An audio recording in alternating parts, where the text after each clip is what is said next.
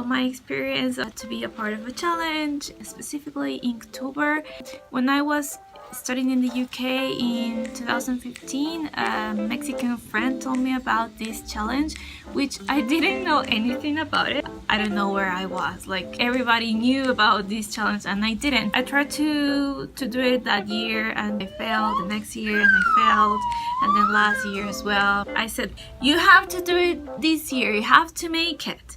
Because there's something going on with my illustration work recently that I don't finish stuff, and I think that's a problem. And maybe not just work, but I don't finish stuff almost in everything, and that's a bad habit that I want to break. I said, like, Inktober, this is my shot, my time to do things right.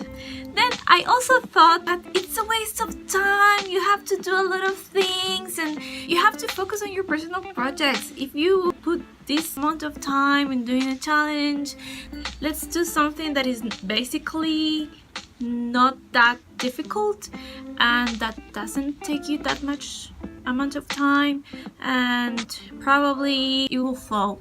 And yeah, it takes me no more than 30 minutes what I've done. I didn't follow the prompts from the Inktober webpage from Jake Parker, but I wanted to learn something new, and like I wanted to use challenge as a way to improve in something that I want to learn more about.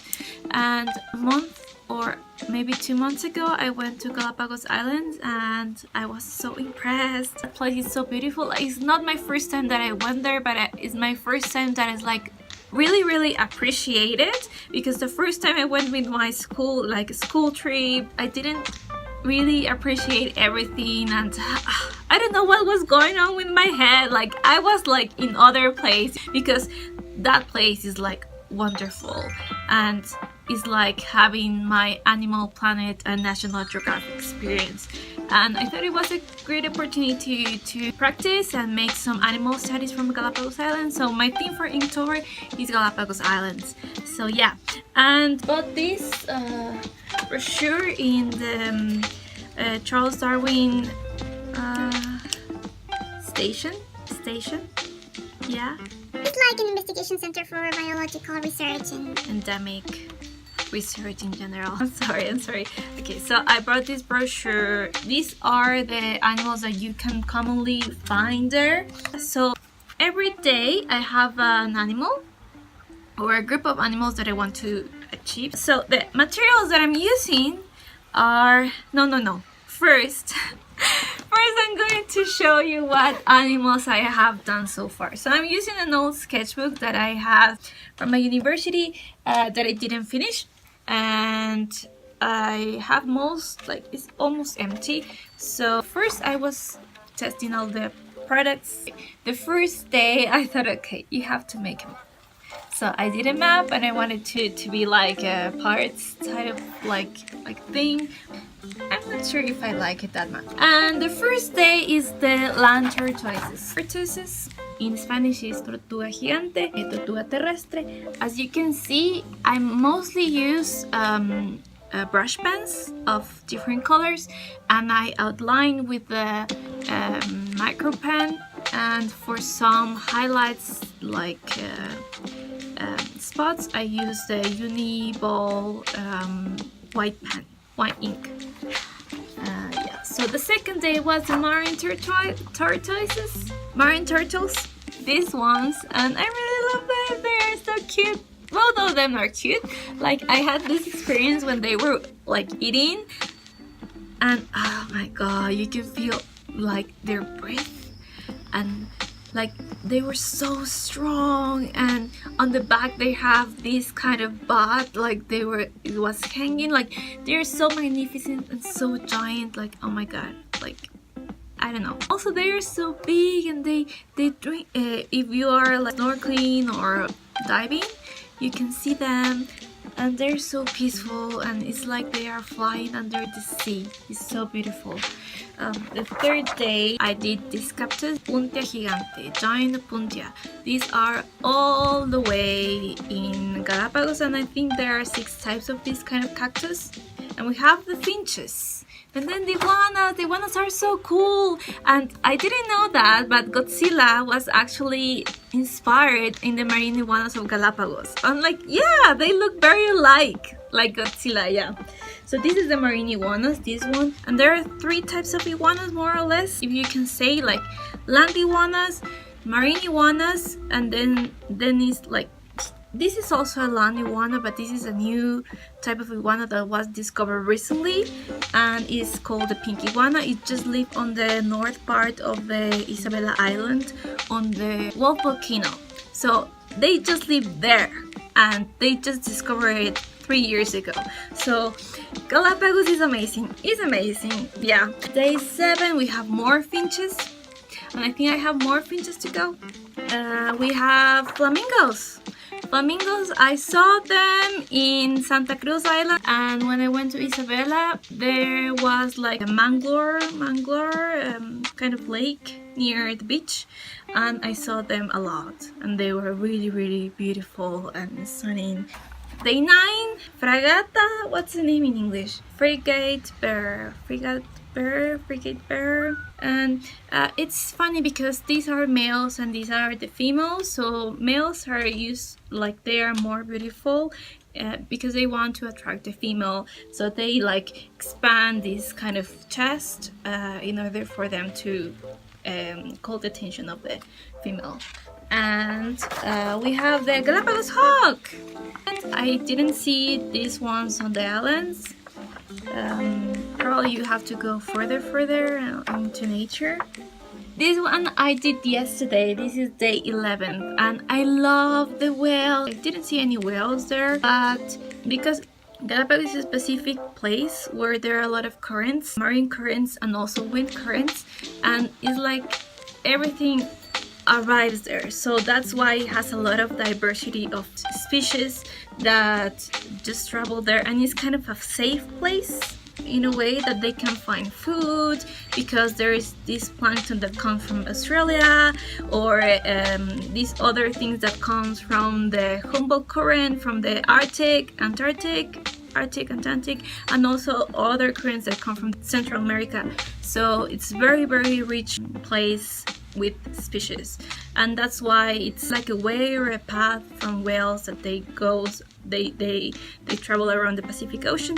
So we have a sperm whale and we have a humpback whale. You can see mostly these ones near continental Ecuador.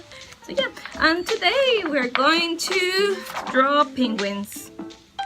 Yes, penguins. I'm going to put in the description box below a documentary I watched about Galapagos Islands from, I don't remember his name, he's very famous and he works for the BBC, and I also saw him. I saw this gentleman, he's British, he's British, and I saw him also in Animal Planet. You can check it down below. See you later. Okay, bye.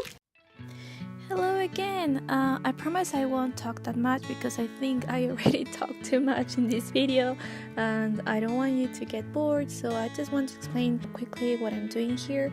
So I mostly use the brush pens with a lot of amount of water, and depending on the drawing that I'm doing, I just trying to mix the colors when the material is wet, or sometimes I just let the material to get dry.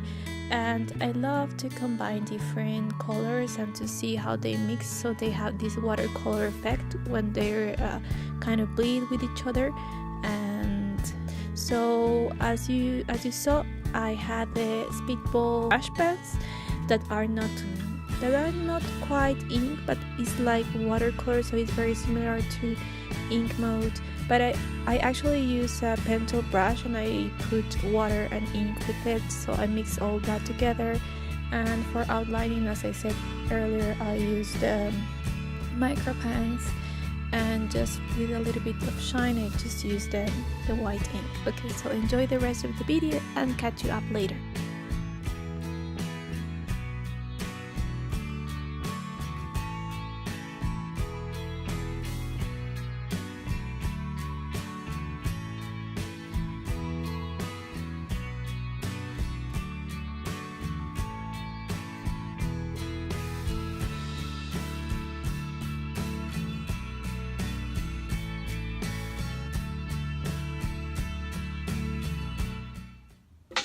Hello there again, this is Estefania from the future. So today is 31st of October, it's the last day of Inktober and I finished the challenge. I'm sorry I didn't film all my process for the rest of the drawings, but I thought it was quite difficult. I think I cheated a little bit because I was interrupted 2 times over my Inktober journey. The first time I had a pajama party with my nieces and nephew and we had a great time. So after that I had to recover because all the energy was drained of me and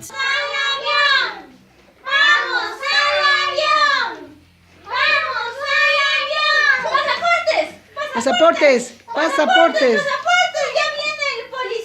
after that I catch up the next days. After that, the second interruption, I went to New York City for a very short period of time and the trip was very intense and very stressful. Not stressful, but because of the short time and the intensity I had to recover. So I just started to catch up on Monday. Today is Wednesday.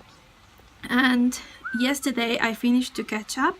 So I was like doing the 29th drawing. Today I did the 30th drawing. Today I did the 31st drawing. And yeah, so I'm quite happy with the result. I didn't thought I was going to finish it. If you want to check my illustrations and check all the days for Inktober, you can go to my Instagram account at Estefania Santos illustration with the same of the channel. As you can see all the description box below. I'm also going to put a footage with the drawings, like very quick at the end of the video if you are if you're wondering if you want to see. And I'm just going to show you the last drawing of today. So today I did the Lonesome George, the very beloved Lonesome George. He was the most famous animal in Ecuador and he died in 2012 and he's so cute. He looks like E.T. Check.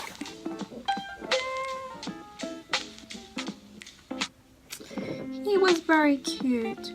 Yeah, so in Spanish is Solitario George. And yeah, that was it. Also, you can check on the description box below. I'm also going to leave all the references that I use and the mini documentaries that I watched to make this challenge, and they are very interesting. Like if you like this kind of nature and National Geographic themes.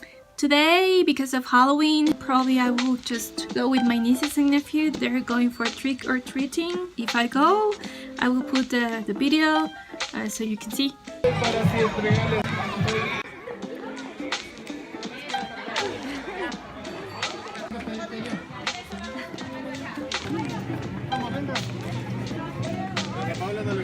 Estaba con la Betty. Esa es la casa del Axel. Che, Fidia. Ya estamos acá. So, okay, see you later, and I hope you enjoyed my process or like just a little part of my process in Inktober, and have a great day, night, or day wherever you are.